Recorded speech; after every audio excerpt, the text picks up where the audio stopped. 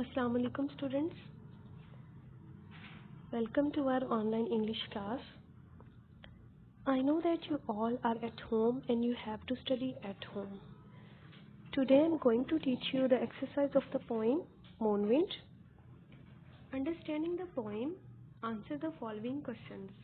Question number 1 is, how do things get blown about on the moon if there is no wind?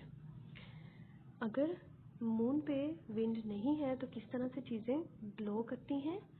The things do not actually get blown about on the moon. ये चीज़ें दरअसल blow नहीं करती हैं. All of this takes place in the poet's imagination. ये सब poet के तख़य्युल में है. क्वेश्चन है next, when the moon wind begins to blow, जब मून विंड चलती है, some strange things happen, तो कुछ अजीब चीज़ें हुई.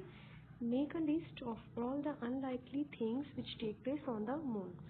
जो चीज़ें अजीब सी चीज़ें जो हुई उनकी list. First is a tearing twisting sheet of pond clouds us with a frog. तो पॉन्ड ऑफ वाटर जो है, इसकी टीयरिंग ट्विस्टिंग शीट यानी ऐसे है जैसे कि शीट ऑफ पेपर है और ये ट्विस्ट करता है और क्लाउड करता है यानी हिट करता है हमें आके, जैसे कि फ्रॉग है, फ्रॉग के साथ आके हिट करता है. सेकेंड है कैंप ऑफ कैरावन्स स्क्वैक्स. कैरावन्स का जो कैंप है वो ऐसे स्क्वैक करता है यानी कि वो बहुत ज़्यादा साउंड प्रोड्यूस करता है. थर्ड है Ferris wheel bounds along the sky line. Ferris wheel आसमानी झूला जो है वो आसमान पर चला जाता है जैसे. Next question, which words does the poet use to describe the following और the movement they make. In what way are the words appropriate?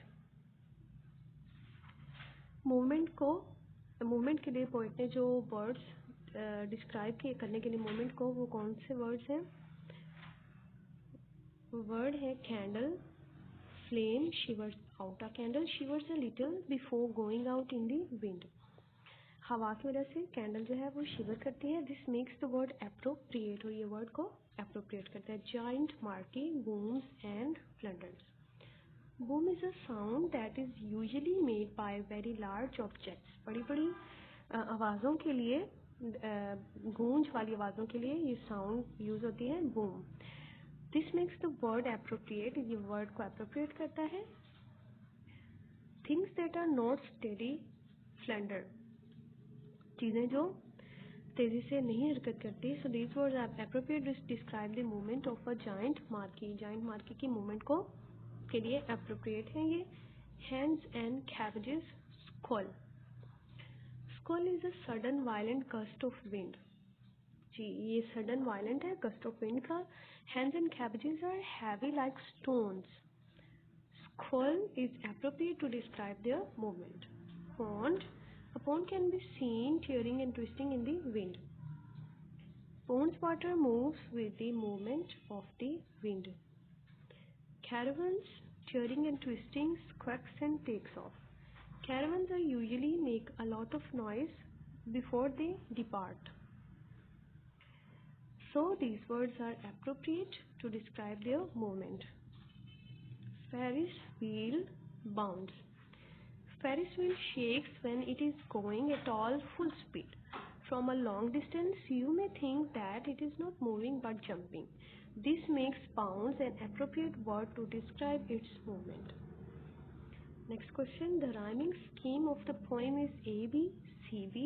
And is this true for all the stanzas? Yes, it is true for all the stanzas. Question number 3, is there one pair that does not quite rhyme?